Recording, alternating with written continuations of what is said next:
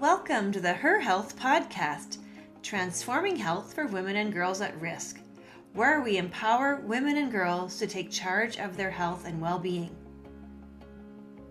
Join us as we shine a spotlight on issues affecting women and girls' health and explore ways to create positive change. Get ready to be inspired and empowered as we discuss health, advocacy, and empowerment for women and girls at risk. Please be advised that this podcast may cover sensitive topics such as gendered violence. We understand that these discussions can be difficult to listen to. If you feel uncomfortable or need support, we encourage you to prioritize your well-being. Consider exploring our other podcasts if these topics are triggering for you. Resources can be found in the description. Hi, and welcome back to the HERHealth podcast. I'm Alexandra Lazochuk, a master's student in community health sciences, specializing in public and population health. I also work at the Child Lab, where we focus on research that supports children's lifelong developmental health. And today I'm interviewing Dr. Jennifer Collins. She has joined AVA in 2025 as an early career researcher and is an assistant professor with the Memorial University's Faculty of Nursing. She has a background in arts-based research, teaching, learning and interventions, neurodegenerative disorders such as multiple sclerosis and dementia, and including gender research for women with multiple sclerosis experiencing disability and episodic disability. Nursing, education, mixed methods, and nursing research, phenomenology, and critical phenomenology. We'll talk a little bit more about that later. And in this episode, we'll discuss her work, developing a program of research, and her focus on women with multiple sclerosis, or MS, with a gendered lens in Canada. Thank you so much for joining me today, Jennifer. I truly appreciate it. Okay, thank you. Thank you so much for having me. Yeah. I truly appreciate it. Appreciate it. And well, to dive in, what really initially inspired you to focus on your research with women with multiple sclerosis, specifically through a gendered lens? Yeah, so thank you for the question. So I'm a registered nurse and I do research now, but I always consider myself a nurse first. I was practicing clinically in biotherapies. And so I was practicing an area where it was mostly immune-mediated illnesses. Um, with that being said, you're doing infusion therapy sometimes for 8 hours a day with the same patient. And sometimes you're fortunate where you get to see people every month. So you might have prolonged therapeutic relationships. Like it's not like in the OR or like urgent care where you might just see someone for just a few minutes. So I really loved that relational practice and therapeutic relationships and communication as the cornerstone of my nursing practice. And so in that area clinically, I primarily was caring for people with MS, mostly women with MS. And the stories that I would hear, like through this relational practice, is they were sometimes heartbreaking, and it was very gendered with the experiences that women were telling me about. And I won't get into anything like that now, just to ensure I'm protecting, confidentiality. But it is something that these relational aspects and like gendered aspects, I was going into the literature trying to see like, well, how can I best inform my practice with this? And I was in grad school at the same time too, and I didn't see that there was much there to support me as a registered nurse. And so that is really what led my interest, was I guess like wanting that information and seeing this anecdotally and not being able to, like maybe have like more evidence to help like guide these discussions. There were I would say very notable differences what I was seeing and hearing from patients who are males to like people like identifying as men, and for people who are identifying as women. Yeah. Thank you so much. Yeah, I really enjoyed learning a little bit more about the stats of MS, particularly with through that gendered lens. I truly appreciate it. And then I also really did appreciate how you use a lot of qualitative methodology or how we make meaning or understandings from individuals. Specifically, you drew on phenomenology and critical phenomenology in your work. And for listeners who may not be familiar, how would you describe this approach? And why is it important to really understand the lived experiences of individuals with MS, specifically through a gendered lens? Yeah, well, not every research question can be answered with statistics. And I think when we talk about women's experiences, things like intersectionality, I think that we do need more foundational research in this area. So, what better way to get that information than talking to people who are experiencing this? So, I think when we talk to people with lived experience, we gain knowledge and insight into that life world, and we can answer questions like what is this like for someone living with this illness from this perspective, and it enables us to identify like gaps and barriers, so whether that's for nursing or beyond, because I think that my research is very much like meant for an interdisciplinary audience, but also it's very much led, and it's created for women with multiple sclerosis and for the people that are in their day-to-day lives. And I think that it's very important that we consider things like gender when it comes to chronic illness, progressive illness, disability, and episodic disability, which MS can be all of these things. So I think it's so important that we speak directly to people with this. Yeah, part of that I enjoy, talking to participants, but I do it from a lens with research teams that also include people with lived experience. So that's really informed from the ground up. Yeah. Definitely. Talking to individuals who actually experience it is really important, especially in Yeah. qualitative research. So thank you for elaborating on that much more further. And with your recent webinar that you just presented, your national study explores the lived experience of women with MS in Canada. And I'm really curious, you kind of talked about it in your webinar, but what was the most striking or surprising findings that emerged from actually emerge is not the right word that you saw out when you did this research? Yeah, so I would say that how people describe themselves with their identity and self-identity is that when you talk to people about their gendered identity, a lot of people don't automatically claim that. Like it's something that seemed to occur quite subconsciously, where people were talking about their identity more in relation to others as the interview went on, as time went on. For almost every interview, I did find intersectional considerations were different when you're talking to somebody within that sample who identified as like a lesbian or bisexual. I think with the current discourse we have with identity is that that is an identity that people can comfortably claim now in Canada, and I think that that is something that there was more foresight into how gender really was influencing that self identity. But I would say that a lot of the participants that I spoke to, like it was really through dialogue and almost like kind of happening naturally, like where they would describe who they were in these traditional gender roles, but it was who they were in relation to that recipient of the role. Yeah, so I think, and honestly, if I didn't code the data as thoroughly as I did, I'm not sure I would have even picked up on it. It was very, yeah, it was within the interview, but it wasn't predominant. Like, yeah, yeah. But once you noticed it throughout the Oh, interviews. throughout, absolutely. And I every time since, like when I'm talking to people, like I notice it a lot more definitely on the next study around too, right from the get-go, where yeah, I think that like when we think about gender now, I think it's often within those roles of like who I am in relation to others. Yeah. Makes sense as social humans that we are in relation to everyone. Very interesting kind of finding or oh, it's the word. Yeah, analysis that you picked up from those interviews. Very interesting. Thank you so much for diving Yeah. further into that more surprising finding in your research. And MS is an episodic, it can be episodic or maybe sometimes an invisible disability. I'm curious, how do gendered expectations in either healthcare, work, or even you mentioned family life shape the everyday realities of women living with MS? Yeah, so when we think about something as complex as multiple sclerosis, it's going to be impacting different areas of the central nervous system.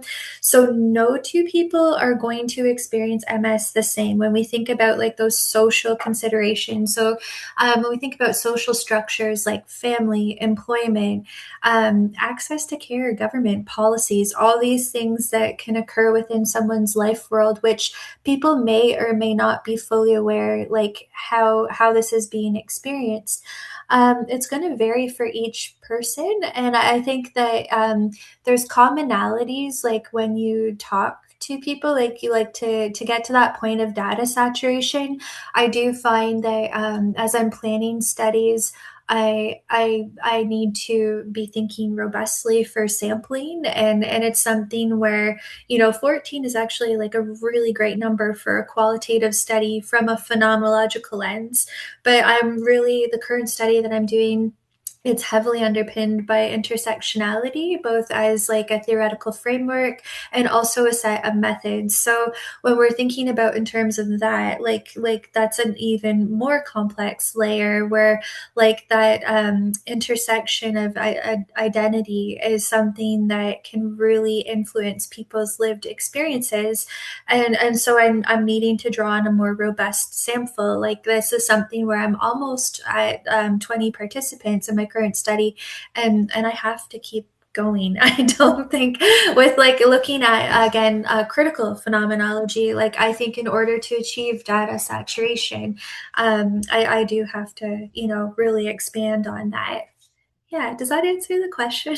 Definitely. Yeah. I think, Okay. yeah, talking about like the social considerations that not everyone's going to have equal access to healthcare or to social Mhm. supports, not because of their identity, but just because of the social determinants of health and how power interplays with Absolutely. that. Mhm.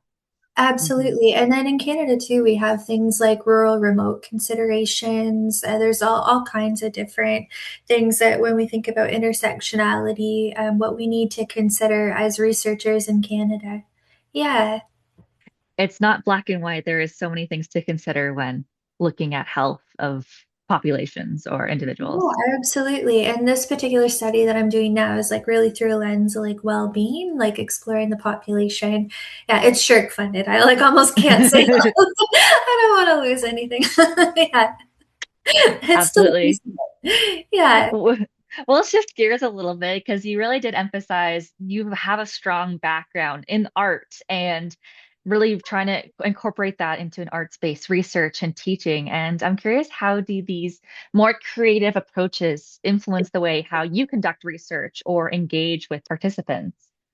Well, I would say that being an artist, it's like I guess the automatic skill set that you're almost intuitively born with is that you're a quiet observer. Like you're so curious and in love with the world around you. And I mean, I'm thinking back to like being like a young child, and this is just how I instantly saw the world, being fascinated by shapes, colors, people. And it's just something that I think that it teaches you patience and observation, and so like you'll hear like listening to other artists, like I believe it was Da Vinci who said like it was more about like learning through observation and like real observation. So like going through his sketchbooks and different things, they're publicly available online, or in your local library, and it's something where you can just see how much he studied anatomy and just like the physical world around him. And I think that yeah, there's just this fascination, like I have like like a fascination with people, and I think that yeah, like that curiosity of wanting to figure it out, wanting to see, like I guess like when we think about phenomenology, like you're taking all of this enriched data, all of this language, and you're having to almost step back, and with language you're painting a picture and it's interpretive. And so yeah, I think that maybe those skill sets or natural aspects of like my own neurology, like I think that that really does influence how I do research. Yeah. Thank you so much. Yeah, I love the beauty, especially with qualitative research, is that different reviewers might have different aspects that they pull at or they through their findings. And I think that's really interesting of like how we can make different pictures through the work that we do and how it could be different across different people and observers and what we our own lived experience and how that influences our work. So thank you for diving into that. Yeah, absolutely. And I'm really curious that you have such a big clinical background as a nurse, to now your role as an early career research, moving into more of a middle career researcher yourself. And I'm curious how your perspective on patient care and support has evolved over this time period.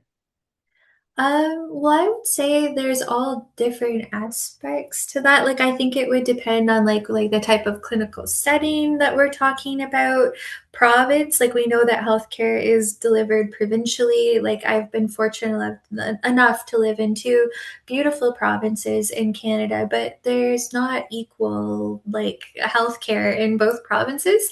So I think, yeah, and looking at, well-being for this particular population, for like people with MS or women with MS across Canada, there's all kinds of different considerations. So it's almost like it'd have to be specific to a clinical setting for me to really address that. But then there's global issues going on too. So I think like women's rights, women's health globally is and has been historically under attack. I don't know if I'm getting on a rant here or not, but I do see with my research I hear a lot of whataboutisms. And I say that like when it comes to healthcare is that we do need more like intersectional considerations. We do need to be examining things from a lens of women's health. And I've heard this even recently from someone for my research. Well, what about men? And then it's like we've been doing research with men like hundreds of years. And so it's like right now it's okay to take a look at this from a gendered lens for women's lived experience. And it's like the most common critique I get is that it should almost be a comparative analysis. And I've had people with MS, like women with MS, come up to me at conferences and different things, and we're having conversations about the research. And I just said, like women do not need their experience validated through the lens of a man. And I've had people hugging me and crying like this is some big revelation, but this is this is what just needs to happen right now at our point in time in history. And yeah, so I don't know if that answers the question or not. But Definitely. yeah. Yeah, I think from your perspective, for sure, it definitely does. It's very interesting because we have these conversations all the time. It's like the what isms are like, why don't we look Mhm. at a male perspective, da da da da. But I always come back that if we have more research on different groups, on different minorities, it's going to support more research for minorities. It's going to support better research, and it's going to be beneficial for everyone in the long run if we have more Yeah. equitable access to healthcare, better supports for everyone. So I don't see, yeah, I understand that perspective of people having the what isms, but just advocating for people that it's important to have their stories told and the research developed for them and their personal experience. Yeah, like this is important work too. And it's not to say that like a man's experience with anything wouldn't be important, but I think that we know very full well in research that there's a call to action for women's health and women's experiences in health and well-being. So I think it's incredibly important. And yeah, I'd say maybe that would be the more global issue. Yeah. Thank you. I really appreciate you diving into that, your perspective over time and advocating for what you believe you want to do your research in. I really appreciate it. It's so important to continue the work that you're doing, as we just talked before, especially on gendered research for women with experiencing disability or episodic disability. And it's definitely not easy, and it can make you very difficult and motivated and unmotivated, especially how difficult it may be, or a lot of very, I don't want to say traumatic stories, but it can be a very heavy burdensome to hear so much of the horrible systems that impact women. I'm curious at what keeps you motivated in this line of work.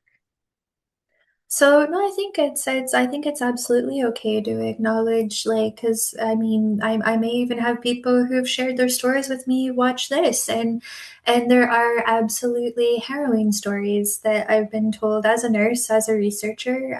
You're in a trusted space, but I think that I'm someone able to bear witness. I'm empathetic and I observe, but I don't absorb. And so I think it's important to like I have the skill set to share these things. So I think that yeah, it's more like the driving importance of the issues at hand over it being maybe a personal thing for me being triggered.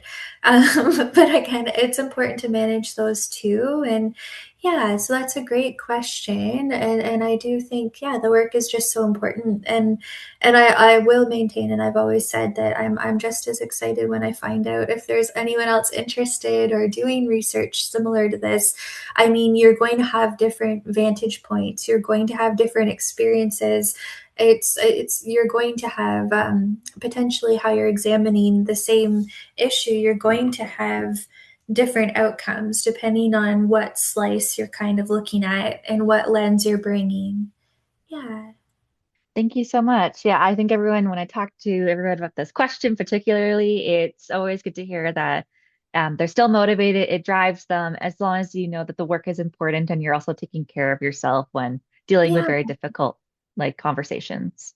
Yeah, I find it helpful, I guess, just maybe for the more practical recommendations. Like if there's a new researcher or maybe a grad student listening to this, don't overbook your time. You want to do your data collection and let it steep. Like, especially if you're doing qualitative, critical qualitative work for populations that we know are at higher risk potentially of experiencing things like IPV.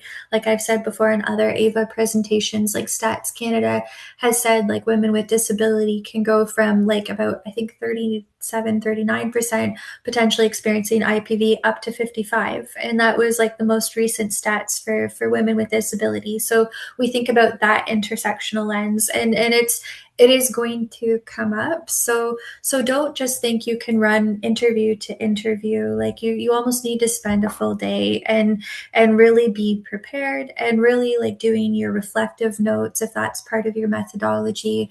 And yeah, like really kind of exploring how that might be. Yeah. Thank you so much for more of a practical tool that individuals can use when having difficult conversations with participants. I truly appreciate it. Yeah. And I'm just curious, but as we reach the end, did you have anything that you would like to add, or we can have a further conversation about at this moment? I don't think so. Okay. I've been talking for it feels like last few hours because I had the other presentation. I think that's wonderful. I'm just so grateful, with AVA. It's such a wonderful network of just amazing scholars and people at the point of care access and a point of care, yeah. And it's great. It's a wonderful group of people and I'm happy to have the amazing opportunities. Yeah. And we're lucky to have you on the AVA as an ECR. We really appreciate all the work you do and the voices you bring. Aw, thank you. Of course. Well, thank you so much for joining me. I really appreciate it. Thanks for joining us on the HERHealth podcast, transforming health for women and girls at risk. Remember, your health matters, and together we can make a difference. Until next time, remember to prioritize your health and well-being. For more resources and support on issues affecting girls, women, and gender-diverse people, visit our website at avatraining.ca. This is Dr. Nicole Letourneau. Thank you for listening.